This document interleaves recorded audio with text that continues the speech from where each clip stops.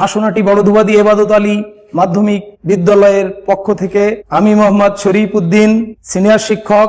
প্রথমেই বলতে হয় যে শিক্ষার্থীরা আমার সাথে আছো, শিক্ষার্থীরা অনুগ্রহ করে তোমরা খাতা বই সাথে নিয়ে বসো। আজকের বিষয় সমাস। সমাস পড়তে গেলে আমাদের প্রথমে জানতে হবে বাংলা ব্যাকরণের সমাস একটা গুরুত্বপূর্ণ অংশ গ্রামারের। তো সমাস শব্দের অর্থ আমাদেরকে জানতে হবে। সমাস শব্দের অর্থ কি? সমাস শব্দের অর্থ মিলন, সংক্ষেপণ, এক পদীকরণ। প্রথমে আমাদের জানতে হবে সমাস শব্দের অর্থ। আমরা জানলাম সমাস শব্দের অর্থ সংক্ষেপণ, মিলন, এক পদে পদীকরণ। তারপরে আমাদের জানতে হবে সমাস কাকে বলে। আমরা যদি বলি সমাস কাকে বলে, সমাস কাকে বলে, সমাস বিভিন্ন মনীষী বিভিন্ন কায়দায় সংজ্ঞা দিয়েছে। গ্রামারবিদ যারা আছেন, বিজ্ঞ আছেন, তারা বলেছে দুই বা ততোধিক পদ এক পদে পরিণত করার নামই সমাস। সমাস সমস্ত পদ নিষ্পন্ন করার নামই সমাস। এইভাবে বিভিন্ন ধরনের সংজ্ঞা আমাদের বইতে আছে, তোমরা দেখো। সমাস কাকে বলে, যেমন ডক্টর শহীদুল্লাহ বলেছেন সমাস সংক্ষেপণ ও নিষ্পন্ন করার নামই সমাস। এইভাবে বিভিন্ন মনীষীরা বিভিন্ন বইয়ে বিভিন্ন সংজ্ঞায়িত করেছে। বাবা, সমাস মা ও বাবা। এখন এটা হচ্ছে ব্যাস। তাহলে মা বাবা যে আমরা সমাস পেলাম, এটা ব্যাস করার পরে আমরা কি পেলাম? মা বাবা। এইটাই দুই বা ততোধিক পদ এক পদে পরিণত হলো মা বাবা, মা ও বাবা। আমরা যদি সমাস শব্দটা ভাঙি, সম প্লাস অস প্লাস যজ্ঞ মিলে হবে সমাস, ভাঙলে হবে সমাস। সমাস ভাঙলে কি হবে? সমাস নিষ্পন্ন করতে হলে সমাসের বিভিন্ন প্রক্রিয়ায় আনতে হবে। একটা হচ্ছে সমস্ত পদ, দুই সমস্যামান পদ, তিন ব্যাস বাক্য, চার পূর্বপদ ও পরপদ, পূর্বপদ ও পরপদ।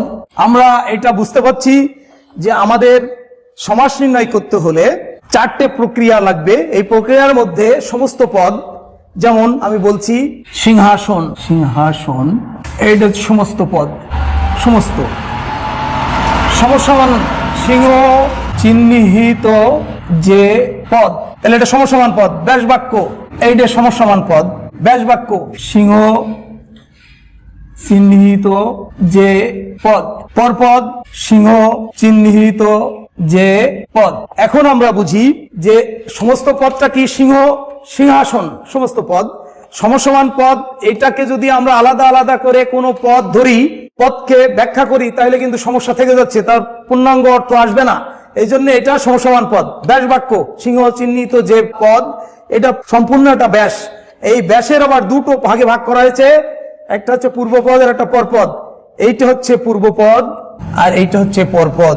প্রিয় শিক্ষার্থীরা, আমি যে সমাসের চারটে প্রক্রিয়া আছে, এই চার প্রক্রিয়ার কিছু একটা ছক করে তোমাদের সামনে তুলে ধরলাম। তোমরা আরো পরিষ্কার হওয়ার জন্য আমি এই ছকটা তৈরি করেছি। দেখো, প্রথমে ব্যাস বাক্য, সুখ রূপ সাগর, তারপরে সুখ সাগর, এটা সমস্ত পদ। সমসমান পদ পূর্বপদ, সমসমান পদটা হচ্ছে সুখ সাগর, আর এর পূর্বপদ হচ্ছে সুখ সাগর।